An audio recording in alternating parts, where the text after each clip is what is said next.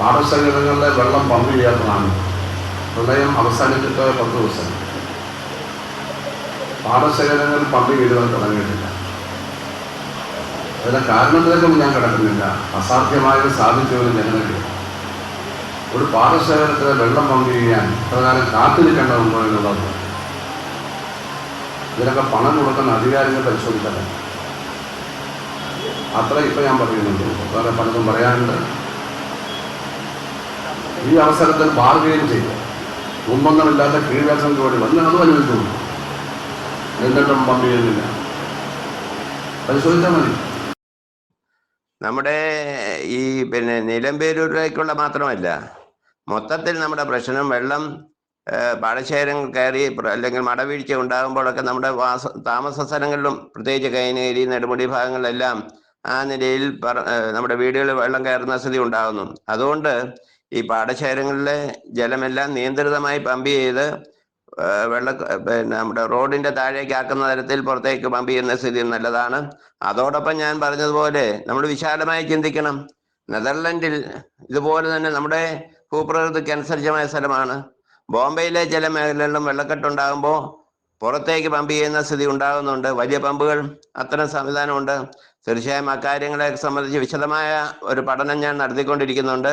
ആ പഠനം നടത്തി ഗവൺമെന്റിന്റെ ശ്രദ്ധയിൽ കൊണ്ടുവരാൻ വേണ്ടി ഞാൻ ആഗ്രഹിക്കുന്നുണ്ട്. അത്തരം കാര്യങ്ങൾ എല്ലാം ഉൾക്കൊള്ളിച്ചുകൊണ്ട് തീർച്ചയായും ഗവൺമെന്റിന്റെ മുന്നിൽ ഈ കാര്യങ്ങൾ നടപ്പാക്കാൻ വേണ്ടിയുള്ള ശ്രമം നടത്തുന്നതാണ്. മെക്കാനിക്സിന്റെ ഡിവൈഡറിങ്ങിനെ കുറിച്ച് അങ്ങ് പറഞ്ഞിട്ടുള്ള കാര്യങ്ങൾ വളരെ ശ്രദ്ധയോടെ കേട്ടു. തീർച്ചയായിട്ടും ഡോക്ടർ കെ.സി. ജോസഫാണ് അത് നേരത്തെ സൂചിപ്പിച്ചെന്ന് മനസ്സിലാക്കുന്നു. തീർച്ചയായിട്ടും കുട്ടനാടിനെ സംബന്ധിച്ചോളം പുതിയ കുട്ടനാടിൻ്റെ ശില്പി എന്ന രീതിയിൽ അദ്ദേഹം പറഞ്ഞിട്ടുള്ള കാര്യങ്ങൾ വളരെ ഗൗരവമായി തന്നെ നമുക്ക് സ്വീകരിക്കേണ്ടി വരും. കാരണം രാഷ്ട്രീയമായ എതിർച്ചേരികളിൽ നിൽക്കുന്നവരാണെങ്കിൽ പോലും അദ്ദേഹം കുട്ടനാടിന് നൽകിയിട്ടുള്ള സംഭാവനയെ കുറിച്ച് കാണുന്നൊരു വ്യക്തിയല്ല ഞാൻ.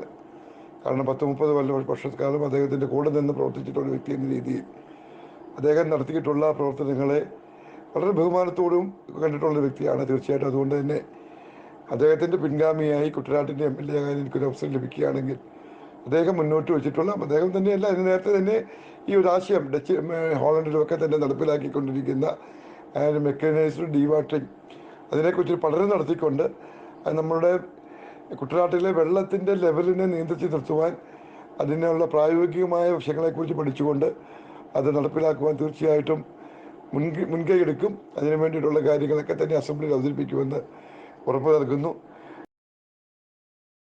നമുക്കിനി സ്ഥിരം കണക്ഷൻ കിട്ടുക എന്നുള്ളത് അത് വലിയ എന്തിനാണ് ഈ ടെമ്പററി കണക്ഷൻ കൊടുക്കുന്നത്? പണ്ടത്തെ മോട്ടോർ അറിയൊന്നും അല്ല. പണ്ടെന്ന് പറഞ്ഞാൽ നമ്മൾ ഓലപ്പരയ്ക്കകത്ത് മോട്ടോർ വെക്കുമ്പോഴത്തേക്ക് സുരക്ഷിതത്തിന് വേണ്ടിയിട്ടാണ് കൃഷിയുടെ സമയത്ത് മാത്രം കണക്ഷൻ കിട്ടുകയും അത് കഴിഞ്ഞ് ഡിസ്കണക്ട് ചെയ്യുകയും ചെയ്യുന്നത്. ഇപ്പോഴങ്ങനല്ലല്ലോ. മിക്ക സ്ഥലങ്ങളിലും പുതിയ പെർമനൻറ്റ് മോട്ടോർ ഷെഡുകളുണ്ട്. സുരക്ഷിതമായി മോട്ടറും മീറ്ററും ഒക്കെ സൂക്ഷിക്കുവാനുള്ള സാഹചര്യമുണ്ട്. അപ്പം അങ്ങനെയുള്ള മോട്ടോർ തടകളിൽ പെർമനൻറ്റ് കണക്ഷൻ കൊടുക്കുകയും ബാക്കിയുള്ള സ്ഥലങ്ങളിലൊക്കെ ഏറ്റവും അടിയന്തരമായി നമുക്ക് അങ്ങനെയുള്ള പെർമനൻറ്റ് മോട്ടോർ തടകൾ സൃഷ്ടിച്ചുകൊണ്ട് അത് ഞാൻ പറഞ്ഞ വലിയൊരു ആവർത്തന ചിലവ് നമുക്ക് ഒഴിവാക്കാൻ സാധിക്കുമല്ലോ. മോട്ടർ കൊണ്ടുവെക്കുക, അത് അഴിച്ചു കൊണ്ടുപോവുക, തിരിച്ചു കൊണ്ടുവരിക, ടെമ്പററി കണക്ഷൻ എടുക്കുക, അതൊക്കെ ഒരു കർഷകന് ഒത്തിരി ബുദ്ധിമുട്ടുണ്ടാക്കുന്ന കാര്യമാണ്. ഇത് പറഞ്ഞ പോലെ നമുക്കൊരു പെർമനൻറ്റ് കണക്ഷൻ കിട്ടുകയാണെങ്കിൽ സൂചിപ്പിച്ചതുപോലെ നമുക്ക് വലിയ ചിലവൊന്നുമില്ലാതെ നമുക്ക് നിയന്ത്രണമായ പമ്പിങ് നടത്തിക്കൊണ്ട് വെള്ളപ്പൊക്കം കൃഷിയില്ലെങ്കിൽ പോലും വെള്ളപ്പൊക്കം ഉണ്ടാകുമ്പോഴത്തേക്ക് പമ്പ് ചെയ്ത് കഴിഞ്ഞാൽ പാടശേഖരത്തിൻ്റെ പുറംമുണ്ടങ്ങളിൽ താമസിക്കുന്നവർക്ക് അവർക്ക് അവരുടെ വീടുകളിൽ വെള്ളം കയറിയിരിക്കാതിരിക്കാൻ സാധിക്കും. നമുക്ക് മത്സ്യകൃഷി നടത്തുവാൻ സാധിക്കും. തീർച്ചയായിട്ടും സജീവം നമുക്ക് ഉറപ്പ് നൽകുന്നു. ഇതൊക്കെ നമ്മുടെ ഒരു ആഗ്രഹമാണ്. നമ്മുടെ ഒരു കർഷകന്റെ രീതിയിൽ കുറേ നമുക്ക് എൻ്റെ ഒരു ആഗ്രഹമാണ് ഇതൊക്കെ. നമുക്ക് പെർമനൻറ്റ് കണക്ഷൻ എടുക്കുകയും നമ്മുടെ പുറംബണ്ടുകളിൽ താമസിക്കുന്നവർക്ക് അവരുടെ വീടുകളിൽ തന്നെ വെള്ളപ്പൊക്കം ഉണ്ടായപ്പോഴും നിയന്ത്രിതമായ രീതിയിൽ പമ്പിങ് നടത്തിക്കൊണ്ട് അവർക്ക് താമസിക്കാനുള്ള സാഹചര്യം ഉണ്ടാക്കി കൊടുക്കാനൊക്കെ ഉള്ള ആഗ്രഹമാണ്. തീർച്ചയായിട്ടും അതൊക്കെ നടപ്പിലാക്കുവാൻ വേണ്ടി നിങ്ങളുടെ കൂടെ കാണും. ഇതൊക്കെ ഞാൻ മുമ്പേ വലിയ കാര്യങ്ങളൊന്നും അല്ല. ഇതൊക്കെ ചെറിയൊരു ആർജവം ഉണ്ടെങ്കിൽ, ഒരു ചെറിയ പ്രതിബദ്ധത ഉണ്ടെങ്കിൽ നമുക്ക് നടപ്പിലാക്കുവാൻ പറ്റുന്ന കാര്യങ്ങളേ ഉള്ളൂ. ത്രിതല പഞ്ചായത്തുകളുടെയൊക്കെ ഫണ്ട് ഉപയോഗിച്ചുകൊണ്ടൊക്കെ തന്നെ നമുക്ക് ഈ പെർമനൻറ്റ് മോട്ടോർ നമുക്ക് ഉണ്ടാക്കാൻ പറ്റും. അതിങ്ങനെ ചെയ്യാൻ വേണ്ടി തീർച്ചയായിട്ടും കൂടെ കാണും എന്നൊരു ഉറപ്പ് ഞാൻ നൽകുന്നു.